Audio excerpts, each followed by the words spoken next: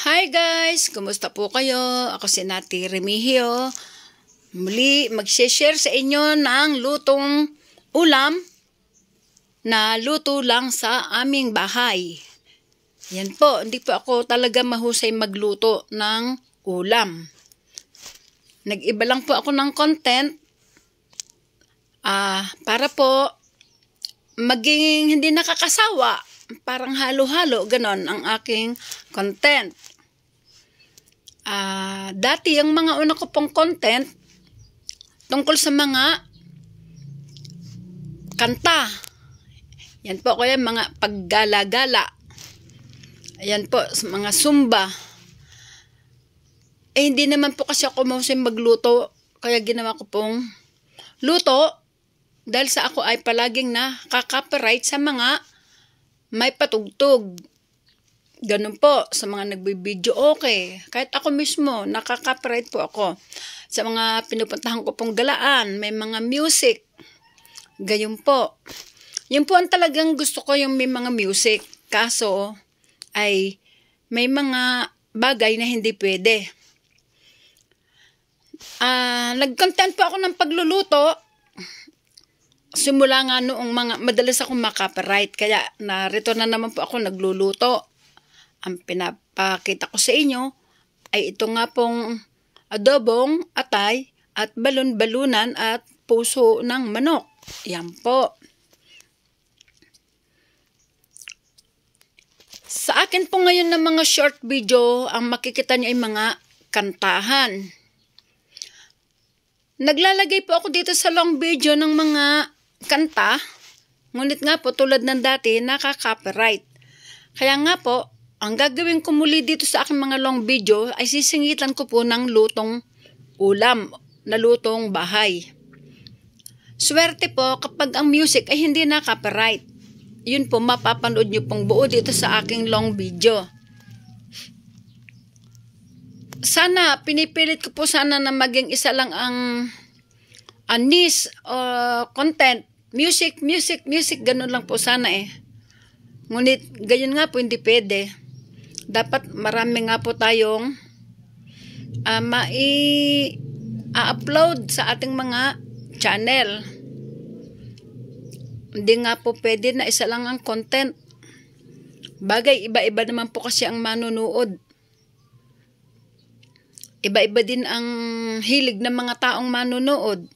Kaya po, kung makatsamba po tayo na nagustuhan nila yung content, ay maganda po. Ngunit sa kasalukuyan, mababa po ang aking mga views. Ay gawa nga po nung siguro din nila gusto ang mga pinopost ko ngayon. Sana magustuhan din nilang ipopost ko, matsambahan ko kung ano ang talagang gusto ng mga tao. Yun sana ang matagpuan ko. Ayan, habang ako'y nagluluto, ako ay nagkakape, brown coffee. Yan po, para di kayo mainip sa aking ginagawang pagluluto, sa panonood, sa aking niluluto. Ayan o, habang hinihintay ko po ang sinasangkot akong pang adobo, sinasangkot siya, yan.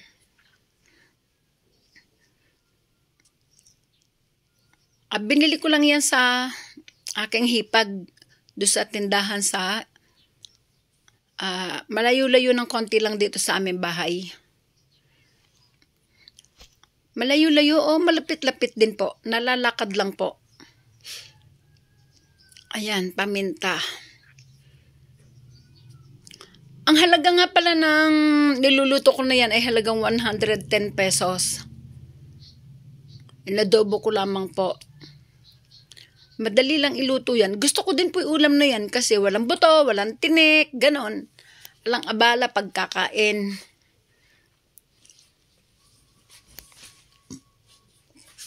Yung nga po pala, kaya ko lalagyan muli ng luto itong aking channel. Kasi kung mapapansin nyo, kakunti ang long video ko. Kasi nga po, pag nalagay ko sa long video yung amateur, kasi nga pala, nakaka-copyright nga po. Ang mga binablog ko po ngayon kasi, dun sa The Voice of La Paz Tarlac Season 2. Amateur po yun, balang Biyernes. May contestant na minsan 5, 6, minsan naabutin ng 8, 9. Lahat po kasi halos ng kanta ay puro may copyright. Swerte kung may makalusot na 1 o 2 o 3 kanta, swerte. Kaya kung di siya makalusot at na-copyright, lalagay ko na po siya sa short. Kaya yun, ganun po. Pero marami pa rin po akong lutong ulam. Kaso nga, hindi ko na nga ina-upload. Dahil nga, sabi ko, puro kanta muna ngayon. Ayan.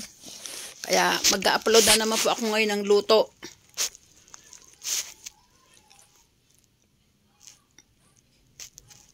Lalagyan ko na ng suka. 1/4 lang na suka.